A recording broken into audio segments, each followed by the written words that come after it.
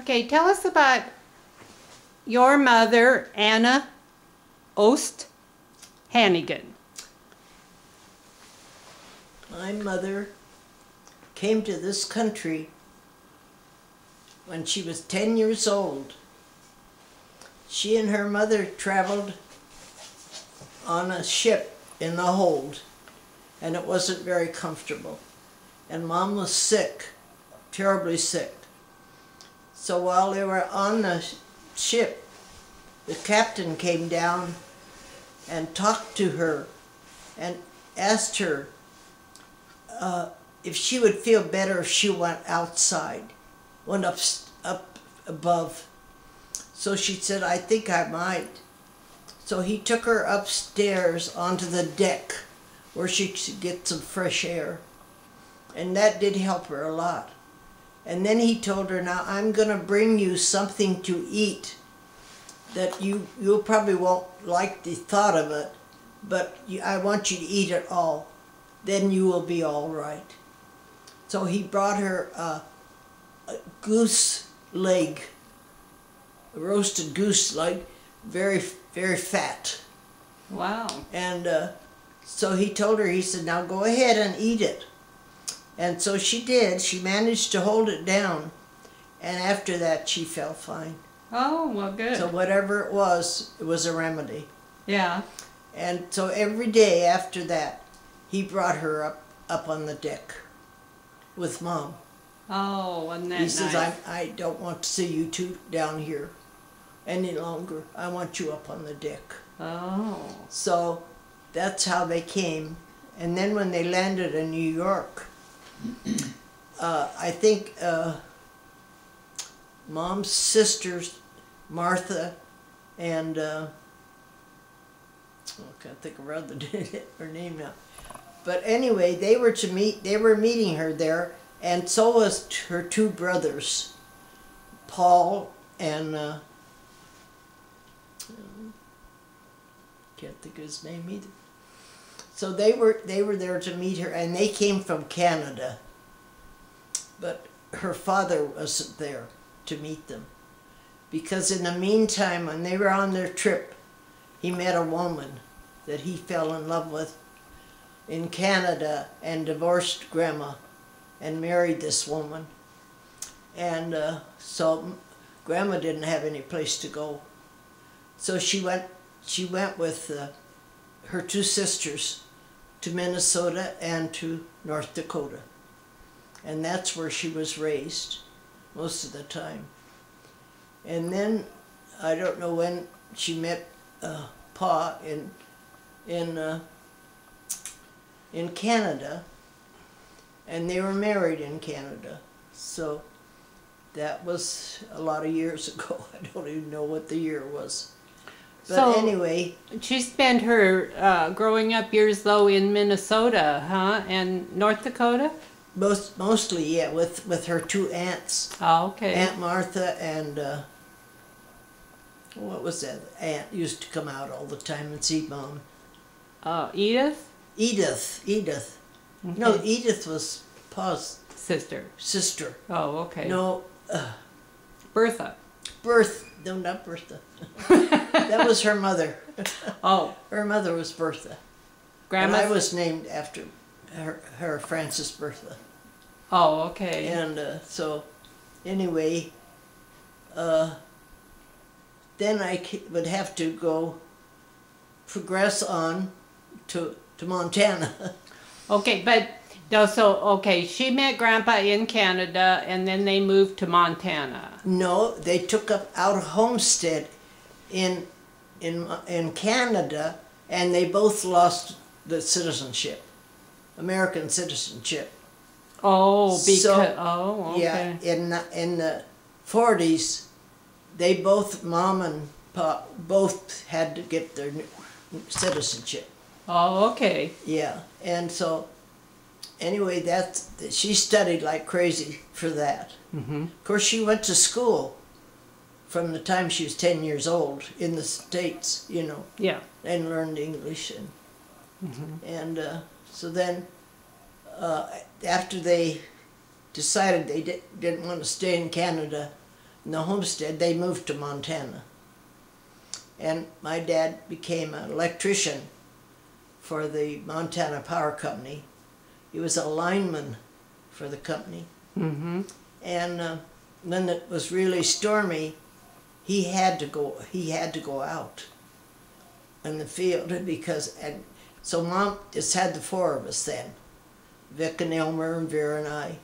Mm-hmm. And she'd take the four of us and take us in the closet and shut the door. She was so scared of those lightning storms. Oh. And so she used to pray that God would send his true ministers to her. And she says, I was raised Catholic and I was Lutheran, but I know in the Bible that isn't the way the Lord sent his servants. He sent them out 2 by 2 to preach the gospel, and that's what I want to hear. I would love to hear that. So a few years, about a year later, see, I was only 11 months old when these 2 men came to the gate and they asked Mom if she knew where they could get a place, a church or a place where they could hold gospel meetings. And so she knew her prayer had been answered right then.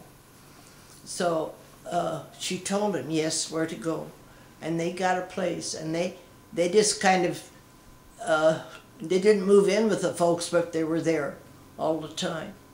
And I took my first steps for the older worker. So when I was 11 months old. Oh, okay. And I got to meet that man in San Diego. They came up from San Diego to see Mom, he and his wife and daughter. And when I was a freshman in high school, I got to meet him. Oh. So that was quite a thrill. That would have been. For me, you know. Wow. So anyway, my mother went to those meetings and professed and made her choice to serve the Lord there.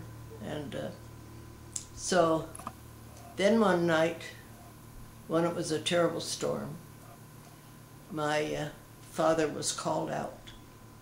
And when he cut the wires on the pole fell. And he landed on his feet. And he was disabled from the waist down. And the doctors told him he'd never walk again. And best thing for him to do, go to a better climate and try and recuperate as much as he could. So he packed up the family. By that time we had Lyon. And we moved to Portland. And so while we were there, Jimmy was born. And so then Mom decided, well, I've got this money and I should get some property or something where I can make a living for us. So she bought this chicken ranch out in Tulquin. Mm-hmm. And all of us were so small. No one was big enough to help her with that chicken ranch. So they lost it. Oh dear. And then from then on it was poor. poor. Now, did the power company give her money? Yes, they did. They gave him a settlement. Did they? But they sent him to Spokane to see specialists, and everyone told him, no, there's nothing we can do for you. You'll never walk again. Well, as the years progressed, in Oregon, you know, my father got so he could walk with a cane from the crutches, and then he got so he could walk. Yeah. Limp around, and he, you know, he even used to go roller skating with us. He did. He did. He did. He got that well. And so he asked the doctor one day, he says, what caused me to get well? He said, this climate in Oregon. Oh. And we were not supposed to go to Oregon. He had written a letter to his father in Los Angeles. Uh-huh. wondering if they should come down there. Well, then they never got an answer from Grandpa. And they thought that was kind of funny, but they just packed up and went to Oregon. Oh. And they figured, well, maybe he doesn't want us to come, or, you know. But years later, they got just that little piece of an envelope where the return address was. Yeah. And that was sent to them through the post office department. I don't know how they found him in Oregon, but that was a letter that he had written to his father. And so the mail ate it up. The mail was Destroyed or they something. held up the train Oh. and stole the mail in Oregon, Southern Oregon. And so that's why we ended up in Oregon, which was a blessing because that was his savior. It was. Give him his walk again. So things work in strange ways, you know, sometimes. They do. They do. Wow. So, anyways. Oh, goodness sakes. Well, anyway. But anyway, when he was on crutches, we picked strawberries, and he'd lay his crutches on the ground and get down on his hind end and scoot along and pick strawberries. That's what we had to do during the Depression. Yeah. To get enough food to eat. Yeah. But anyway, that was a miracle. It really was a miracle that he ever got to walking again. Walk. That is truly. And you know, he used to walk up and down stairs all the time. Yeah. At the house, you know. And there's only one other thing I can think of that I think is funny. Mom's niece, Frances Bear, and all the kids came out except for one boy and Frank Bear, and they came on the train with their furniture, and they moved in with us. 9 kids and all of us. And so we had just gotten flush toilet and the light switch. So if they weren't flushing the toilet, they were turning on the light switch, or they were running up and down stairs. So one day I came home, and Mom was out in the porch, back porch, steps at the house there.